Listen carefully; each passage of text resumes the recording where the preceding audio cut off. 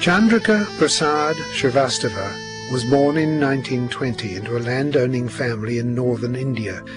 The tragic death of his parents at an early age forged a strength of character, depth and determination that he was to reveal in abundance. He met and married Nirmala Salve in 1947.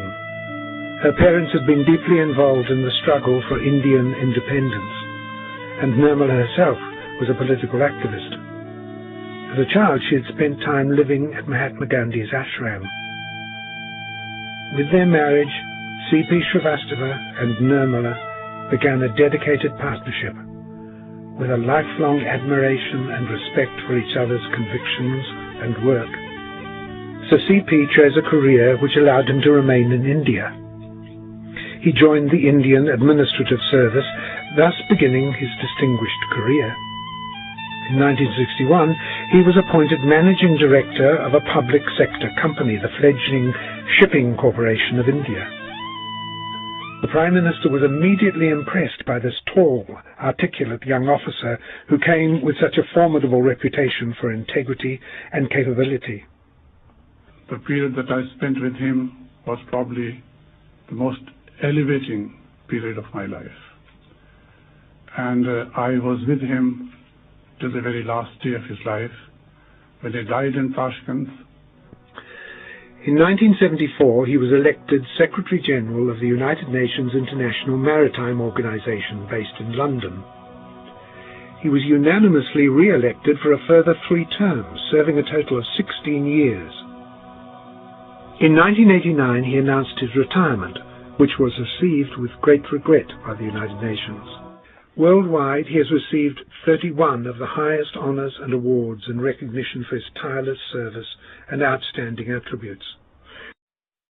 He was also the founding Chancellor Emeritus of the World Maritime University, conceived and established by him in 1983 under the auspices of the International Maritime Organization, thus ensuring that all developing countries were able to participate actively in the work of the IMO, which until then had relied largely on the expertise of developed maritime states.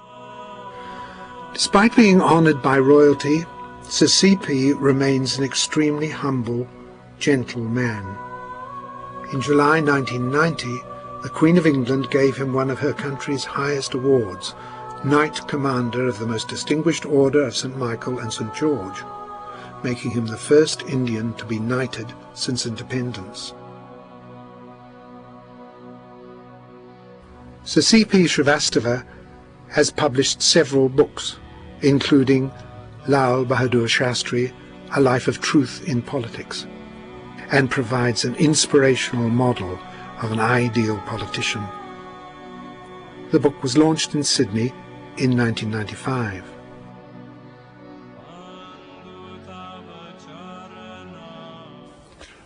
And I find that people here have a feeling for people of India and people for developing countries. They understand their problems.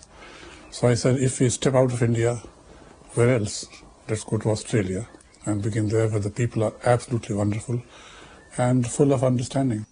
While your text salutes a great Prime Minister, you can take great pride in your own role, your personal contribution to these great achievements. The book, ladies and gentlemen, is now officially launched. In November 2005, Sir CP was awarded the 6th Lal Bahadur Shastri National Award for Excellence in Public Administration, Academies and Management, which was presented to him by the President of India in a special ceremony.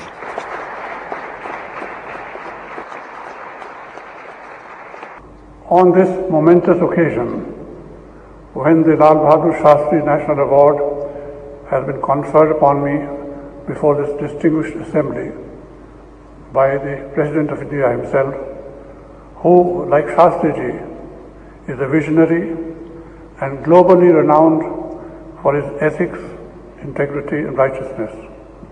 I bow down to him in deep reverence and with feelings of abiding gratitude. For me, sir, this will be the most memorable moment of my entire public service career in my life. Throughout his career, Sir CP's ability to draw differing parties to the same table and through persuasion, diplomacy and negotiation to reach agreement has gained for him lifelong respect and admiration. Before concluding, I seek your permission to acknowledge the enormous debt of gratitude which I owe to my wife Nirmala, who is here, without whose mighty support all these 58 years that we have been married, and without the loving care of our daughters Kalpana and Sadhana, who both are here, I could not have been standing before you today.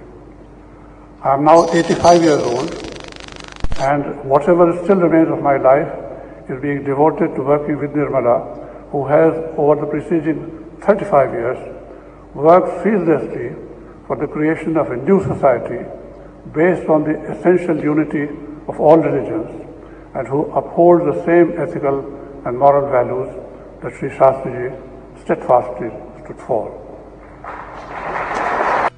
While mixing in the most powerful diplomatic circles, he always supported her work to transform human beings using Sahaja Yoga techniques. Now, in his retirement, he has continued to travel the world with her, promoting and encouraging the advancement of this great movement which connects people to their own inner spiritual energy and gives them the ability to transform themselves regardless of creed, culture, race or religion. A glance at Sir CP's life reveals a portrait of a living legend. Over his many years he has worked tirelessly alongside Shri Mataji in his own area of diplomacy to transform humanity and bring freedom, hope and enlightenment to the world.